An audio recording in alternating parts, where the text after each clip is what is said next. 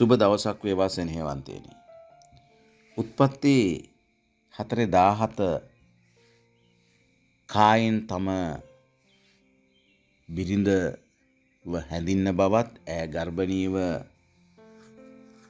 ඒනොක් නම් පුත්‍රයා බිහි කළ බවත් කායින් නුවරක් ගොඩනගා තම පුතුගේ නම ලෙස ඒ නුවරට ඒනොක් යන නම තැබූ බවත් සඳහන් වෙනවා. ඒනොක් යන නමේ තේරුම අපි කල්පනා කළොත් එය අලුත් ආරම්භයක්, විනයානුකූල වීමක්, කැපවීමක්, පුහුණු වීමක් ගැන අපි යොමු කරනවා. කායින් තම සහෝදරයාව මරා දැමුවත් ඔහු ස්වාමින් වහන්සේ වෙතින් පලා යෑමක්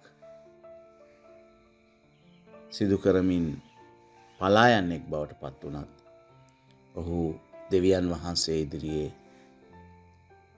තමන්ව යටහත් කරගෙන අලුත් ආරම්භයකට, නව කැපවීමකට, විනයානුකූලව පුහුණු වීමකට යොමු වූ බවක් අපි දකිනවා.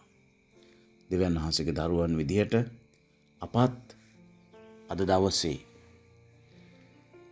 අලුත් ආරම්භයකට, නව කැපවීමකට, විනයානුකූලව පුහුණු වීමකට යොමු වෙමු. උන්වහන්සේ අපිව නැවත වාරයක් ප්‍රතිෂ්ඨාපනය කරලා පිහිටවන දෙවියන් වහන්සේ. යේසුස් වහන්සේ ඔබ වහන්සේගේ කරුණාව නැවත පිහිටවීම පිණිස අපි හැම කෙනෙකුට සෑහේවා. ඔබ වහන්සේගේම නාමයෙන් අයද සිටිමුව. ආමේන්.